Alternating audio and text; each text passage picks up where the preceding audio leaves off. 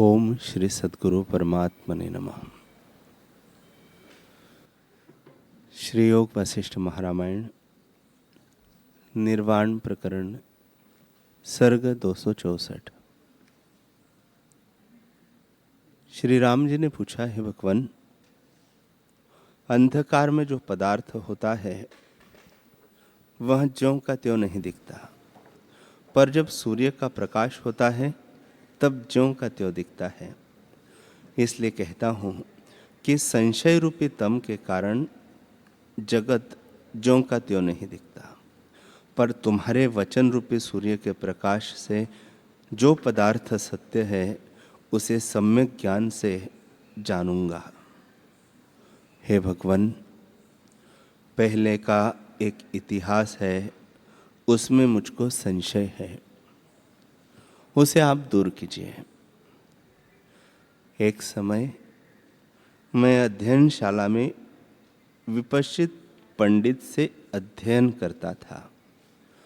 वहाँ बहुत ब्राह्मण बैठे थे कि एक ब्राह्मण विदित वेद, बहुत सुंदर वेदांत सांख्यादिक शास्त्रों के अर्थ के ज्ञाता, बड़े तपस्वी और ब्रह्म तेज से युक्त माना दुर्वासा ब्राह्मण हैं, सभा में आकर परस्पर नमस्कार करके आसन पर बैठा।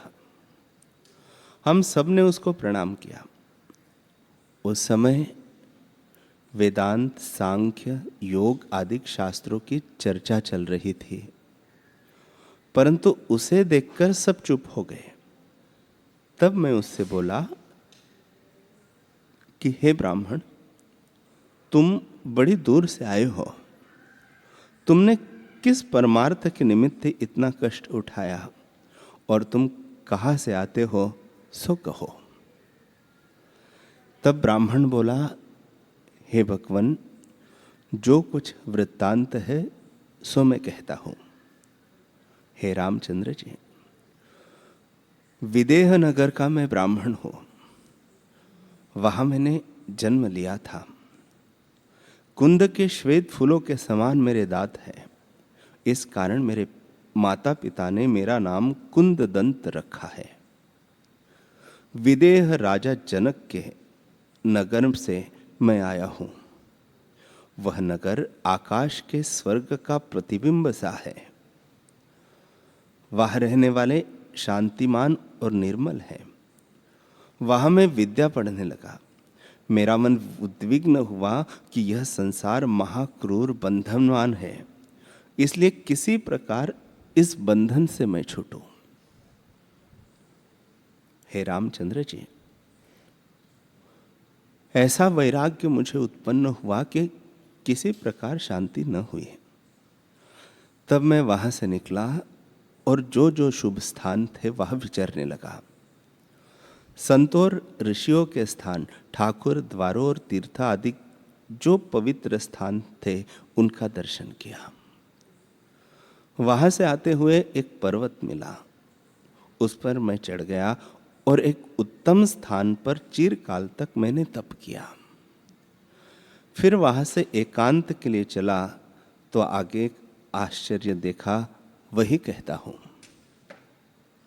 हे रामचंद्र जी, मैं वहां से चला जाता था कि वहां श्याम वन दिखाई दिया, जो मानो आकाश ही था। वह शून्य और तम रूप था। उस वन में एक वृक्ष मुझे देख पड़ा, जिसके कोमल पत्ते और सुंदर टहनियां थी। उसमें एक पुरुष लटकता था, जिसके पांव में मूंज का रस्सा बंधा था।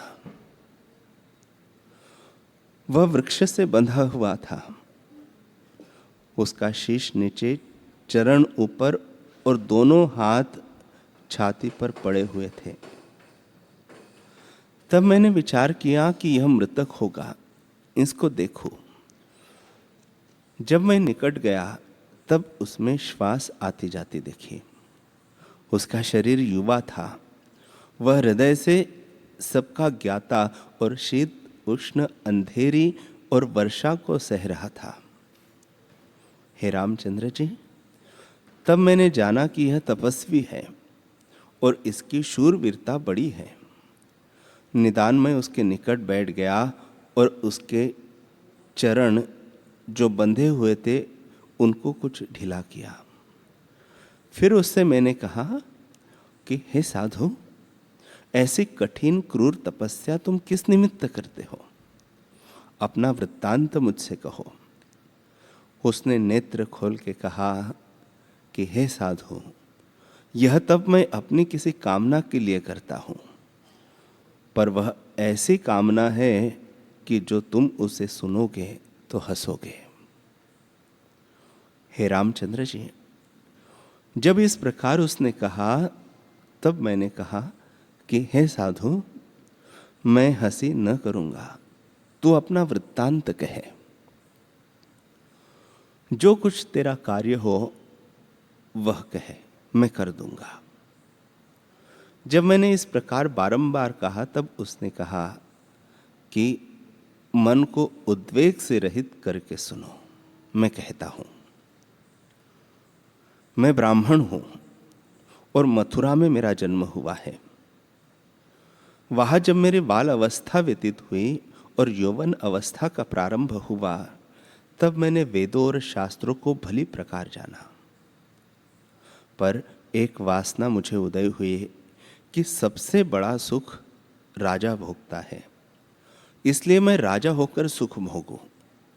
कि क्या सुख है, क्योंकि और सुख मैंने भोगे हैं। फिर विचार किया कि राज्य का सुख तो तब भोग सकता हूं जब राजा हूं, पर राजा क्यों कर हो जाऊं? राजा तब होता है जब तप करता है, इससे तप करो।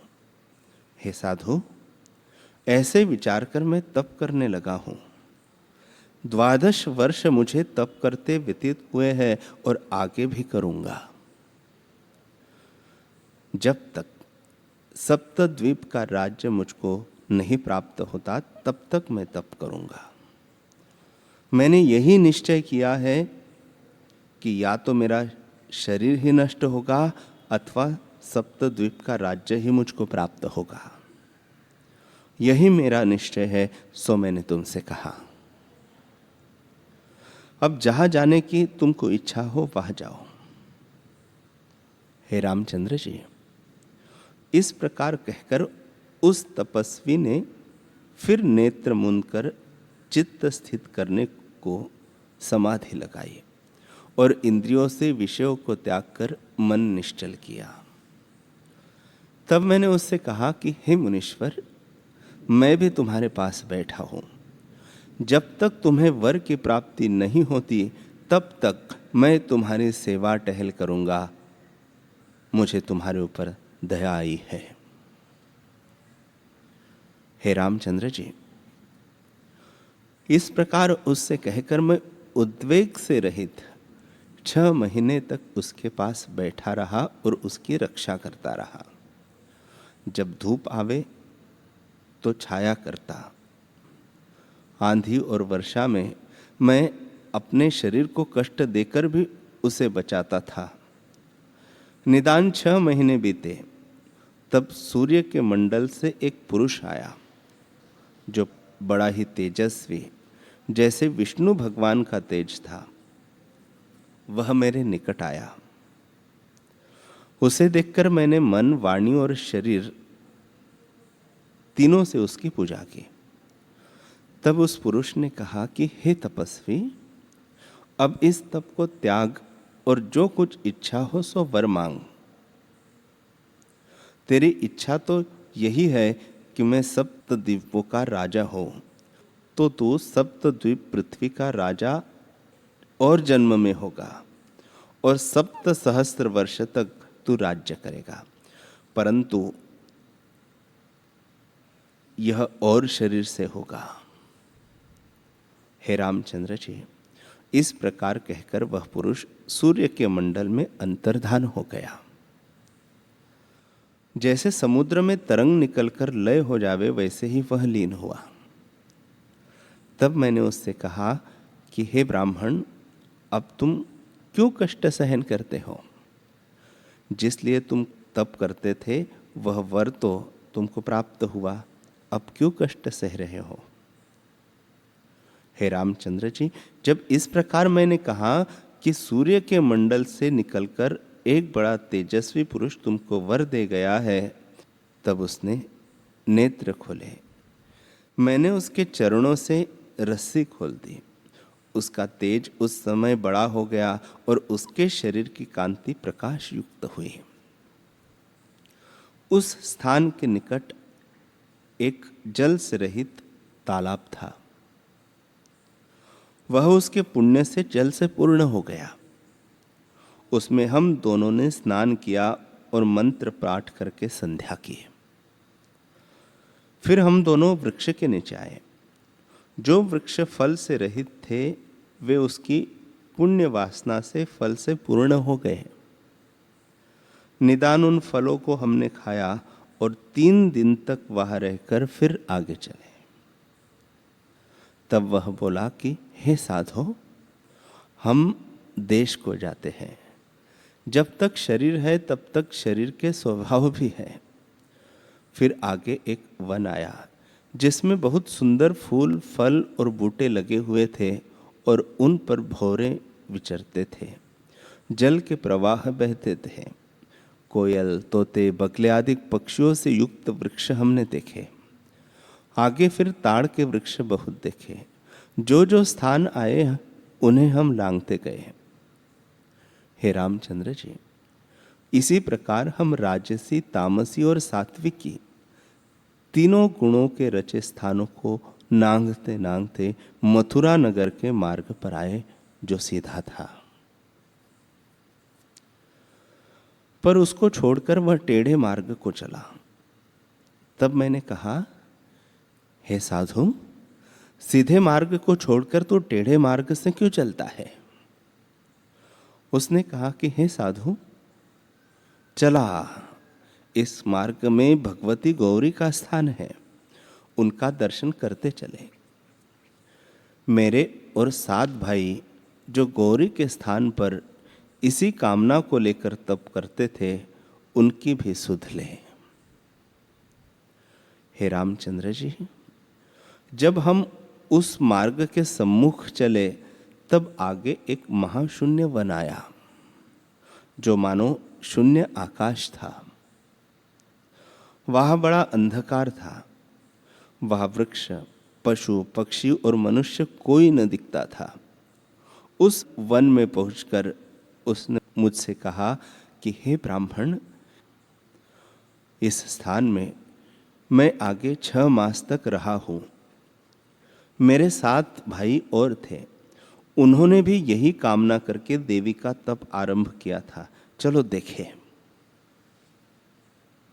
वह महापवित्र स्थान है जिसके दर्शन से संपूर्ण पाप नष्ट हो जाते हैं।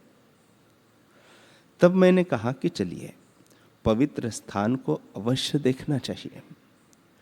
हे रामचंद्र जी, ऐसे विचार कर हम चले और जाते जाते मरुस्थल की तपी हुई पृथ्वी पर जा निकले। तब वह ब्राह्मण यह देखकर गिर पड़ा और कहने लगा कि हा कष्ट, हा कष्ट, हम कहाँ पड़े। तब तो मुझको भी भ्रम हुआ कि यह क्या हुआ। निदान वह फिर उठा। दोनों आगे गए तो एक वृक्ष हमको देख पड़ा। उसके नीचे एक तपस्वी ध्यान में बैठा था। हम उसके निकट गए और कहा, हे मुनीश्वर, जागो जागो। जब हमने बहुत बार कहा, तब उसने नेत्र खोलकर हमको देखा और कहा, तुम कौन हो?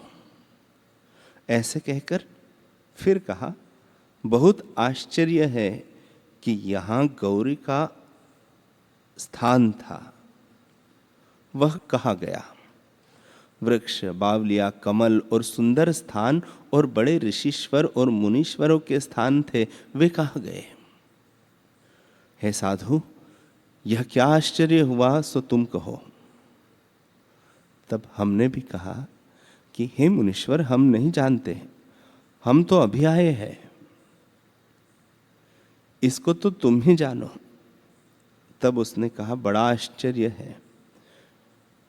हे रामचंद्र जी, ऐसे कहकर वह फिर ध्यान में स्थित हो गया और व्यतीत हुआ वृत्तांत को ध्यान करके देखने लगा। एक मुहूर्त पर्यंत देखकर उसने फिर नेत्र खोलकर कहा कि बड़ा आश्चर्य हुआ है। तब हमने कहा, हे भगवान, जो कुछ वृत्तांत हुआ है सो कृपा करके हमसे कहो। तब तपस्वी ने कहा कि हे साधो, एक समय वागीश्वरी भवानी इस वन में आई और उन्होंने रहने का एक स्थान बनाया जिसमें वह शिव का अर्ध शरीर गौरी रही। उस स्थान के निकट बहुत सुंदर कल्प वृक्ष, तमाल वृक्ष, कदम वृक्ष आदि बहुत वृक्ष लगाए। कमल फूल आदि सब ऋतुओं के फूल लगाए और बावलियां और बगीचे आदि रमणीय रचे, जिन पर कोयल, भौरे, तोते, मोर, बगले आदि पक्षी विश्राम और शब्द करने लगे। उसके निकट इंद्र के नंदनवन सदृश ऋषीश्वरों, मुनीश्वरों और तपस्वियों की कुटियाएं थी। निकट में गांव की बस्ती बहुत हुई। हे साधु, यहाँ 8 ब्राह्मण तप के लिए आए थे और वे 6 महीने यही रहे।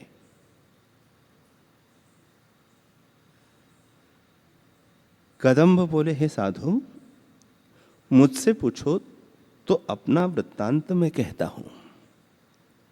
मैं मालव देश का राजा था और खेद से रहित मैंने चिरकाल तक विषय भोग भोगे। तब मुझको यह विचार आया कि संसार स्वप्न मात्र है और इसको सत्य जानकर इसमें रहना मूर्खता है। इसको सत्य जानना भी मूर्खता है। इतनी मेरी आयु बीती पर मैंने सुकृत कुछ न किया। ये विषय भोग आपात रमणीय और नाशवान है। इनको मैं चिरकाल तक भोगता रहा हूं पर मुझको शांति न प्राप्त हुई। तृष्णा बढ़ती गई। इससे वही उपाय करूं जिससे मुझको शांति मिले और फिर कभी दुखी न होऊं। हे साधु, जब वह विचार मुझको उदय हुआ तब मैंने वैराग्य धारण कर राज्य की लक्ष्मी त्याग की और ऋषि और मुनियों के स्थान देवता इस कदम्ब वृक्ष के नीचे आए। यहाँ 8 भाई ब्राह्मण आए थे। उनमें से एक यह तो इसी पर्वत पर तप करने लगा था। दूसरा स्वामी कार्तिक के पर्वत पर तप करने गया। तीसरा काशी में तप करने लगा और चौथा हिमालय पर तप करने लगा। 4 भाई तो इस प्रकार चारों स्थानों को गए और 4 भाई यही तप करने लगे। उन सबकी यही कामना थी कि हम पृथ्वी के 7 द्वीपों के राजा हों। हे साधु, इसको तो सूर्य ने वर दिया है और बाकी जो 7 थे उन्होंने वागीश्वरी भवानी का इष्ट करके तप किया। जब वह प्रसन्न हुई और बोली कि वर मांगो, तब उन्होंने कहा कि हम सप्तद्वीप पृथ्वी के राजा हों। निदान उन 7 ने एक ही वर मांगा। उनको वर देकर परमेश्वरी अंतर्धान हो गई। उन्होंने यह भी वर मांगा था कि यहाँ के निवासियों का स्थान भी हमारे पास हो। हे साधु, इस वर को पाकर वे वहां से चले और अपने घर गए। वागीश्वरी वहां 12 वर्ष तक रहकर फिर उनकी मर्यादा स्थापने के लिए यहाँ से अंतर्धान हो गई और यहाँ के निवासी भी सब जाते रहे। वागीश्वरी के जाने से यह स्थान शून्य हो गया। एक यह कदम्ब का वृक्ष रह गया और मैं ध्यान में स्थित रहा हूं। यह कदम्ब का वृक्ष वागीश्वरी ने अपने हाथ से लगाया था, इस कारण यह नष्ट नहीं हुआ और जर्जर भी नहीं हुआ। हे साधु, और सब जीव यहाँ आकर अदृश्य हो गए। इस कारण सब शुभ आचार न रहे। उन 8 भाइयों में 7 आगे गए हैं और एक यह बैठा है। इसको भी घर जाना है। वहां सब इकट्ठे होंगे, जैसे अष्टवसु ब्रह्मपुरी में एकत्रित होते हैं। हे साधु, जब वे घर से तप करने के लिए निकले, तब उनकी स्त्रियों ने विचार किया कि हमारे भर्ता तप करने गए हैं, हम भी जाकर तप करें। इसलिए उन 8 ने तप आरंभ किया और 100 चांद्रायण व्रत किए। तब उनका शरीर जैसे वसंत ऋतु की मंजरी ज्येष्ठ आषाढ़ में कृश हो जाती है, वैसा ही हो गया। एक तो भर्ता का वियोग, दूसरे तप से वे कृश हो गई। तब पार्वती वागीश्वरी प्रसन्न हुई और बोली कि कुछ वर मांगो। जैसे मेघ को देखकर मोर प्रसन्न होकर बोलता है, वैसे ही वे प्रसन्न होकर बोली, हे देवताओं की ईश्वरी, हम यह वर मांगती है कि हमारे भर्ता अमर हो, और जैसे तुम्हारा और शिव का संयोग है, वैसे ही हमारा और उनका हो। तब भवानी ने कहा, हे सुभद्रे, इस शरीर से तो कोई अमर नहीं होता। आदि में जो सृष्टि हुई है, उनमें नीति हुई है कि शरीर से कोई अमर न रहेगा। जितना कुछ जगत देखती हो, वह सब नाशवान है। कोई पदार्थ स्थिर नहीं रहता, इसलिए और कुछ वर मांगो। तब ब्राह्मणियों ने कहा कि हे देवी, अच्छा, जो हमारे भर्ता मरे तो उनके जीव हमारे घर में रहे और उनकी सम्मित बाहर न जाए। तब वागीश्वरी ने कहा कि ऐसा ही होगा। उनके जीव तुम्हारे ही घर में रहेंगे और उनको जो लोकांतर भासित होगा, उनके साथ ही तुम भी उनकी स्त्री होकर रहोगी। ऐसे कहकर वागीश्वरी अंतर्धान हो गई। कुंददंत बोले कि हे रामचंद्र जी, यह सुनकर मुझे आश्चर्य हुआ। तब मैंने कहा, हे मुनीश्वर, यह तो तुमने बड़े आश्चर्य की कथा सुनाई कि 8 भाइयों ने एक ही वर पाया। उनको एक पृथ्वी में 7 द्वीपों का राज्य क्यों कर प्राप्त होगा? हे रामचंद्र जी, जब इस प्रकार उससे मैंने पूछा, तब कदम्ब तपा ने कहा कि हे साधो, यह क्या आश्चर्य है? और आश्चर्य सुनो, बताता हूं। हे ब्राह्मण, जब ये 8 भाई तप के लिए घर से निकले, तब इनके पिता माता ने भी विचार किया कि हमारे पुत्र तो तप करने गए हैं, इसलिए हम भी उनके लिए जाकर तप करें। और उनकी स्त्रियों को अपने साथ लेकर तीर्थ और ठाकुर द्वारे दिखाते फिरे। निदान उन्होंने भी बैठकर तप किया और चंद्रायण व्रत करके देवी को प्रसन्न किया। देवी से वर लेकर जब वे अपने घर को आने लगे, तब एक स्थान में दुर्वासा ऋषीश्वर बैठे थे, जिनके दुर्बल अंग और विभूति लगी थी और जटा खुली हुई थी। उनको देखकर वे पास से ही चले गए, पर उन्हें नमस्कार न किया। तब उन्होंने कहा, हे ब्राह्मण, तुम क्यों दुष्ट स्वभाव से हमारे पास से चले गए और हमको नमस्कार भी न किया? अब तुम्हारा वर निवृत्त होगा। जो वर तुमको प्राप्त हुआ है, वह न फलेगा, उसके विपरीत हो जाएगा। तब उन्होंने कहा, हे मुनीश्वर, यह तुम कैसे कहते हो? हमारे ऊपर क्षमा करो। ये ऐसे ही कह रहे थे कि वह अंतर्धान हो गए और ब्राह्मण अपने घर में आए और शोकग्रस्त हुए। हे ब्राह्मण, देखो, जब तक आत्मबोध से शून्य है तब तक अनेक दुख उपजेंगे, कई प्रकार के आश्चर्य भासित होंगे और संदेह दूर न होगा। जब आत्मबोध होगा तब कोई आश्चर्य न भासित होगा। हे ब्राह्मण, यह सब चिदाकाश में माया मात्र ही रचना बनती है। कुंद दंत ने कहा कि हे भगवान, मुझे यह सुनकर आश्चर्य हुआ है, मुझे एक संशय उत्पन्न हुआ है, उसे निवृत्त कीजिए। तुमने कहा कि एक द्वीप में 8 इकट्ठे सप्त द्वीप के राजा होंगे, पर 7 द्वीप तो एक ही है और राज्य करने वाले 8 हैं। ये कैसे राज्य करेंगे?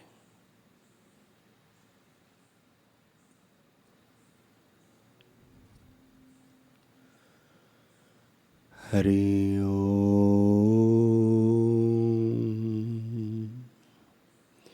हरि ओम।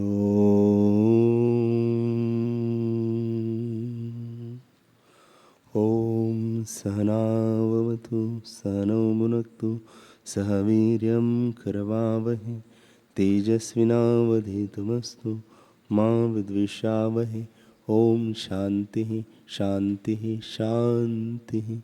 श्री सद्गुरुदेव भगवान की जय।